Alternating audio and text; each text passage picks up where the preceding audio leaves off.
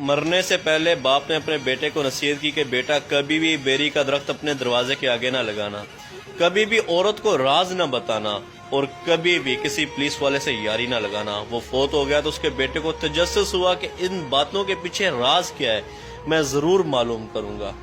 اس نے دروازے کے آگے ایک بیری کا پودا لگا لیا اور ایک پولیس والے سے یاری لگا لی۔ وقت گزرتا رہا، وہ پودا درخت میں تبدیل ہو گیا اور پولیس والے سے یاری بھی اس کی گہری ہو گئی۔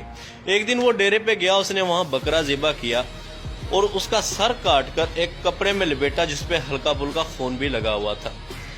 وہ لایا اور اس نے اپنی عورت کو دیا اور اس سے کہا کہ دیکھو، میں نے غصے میں آ کے ایک آدمی کو قتل کر دیا، یہ اس کا سر ہے، اس کو تم پیٹی میں چھپا دو اور یاد رہے کسی کو بتانا نہیں، ایسا نہ ہو کہ میں پھنس جاؤں۔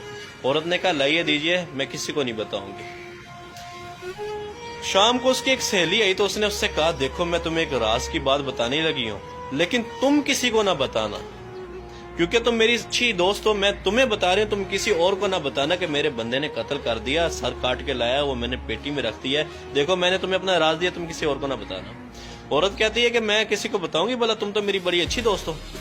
وہ نکلی، دوسرے گھر میں گئی تو اسی طرح اپنے خاص دوست کو جا کے اس نے بھی یہ بات بتا دی، تمہیں بتانے لگی ہوں، تم کسی اور کو نہ بتانا، کیونکہ وہ بھی میری بہت اچھی دوست ہے، تم بھی میری بہت اچھی دوست ہو، صرف تمہیں بتا رہا ہوں۔ اسی طرح ایک ایک کرتے کرتے شام تک پورے گاؤں میں بات پھیل گئی کہ فلانے شخص نے قتل کیا اور اس کا سر پیٹی کے اندر پڑا ہے۔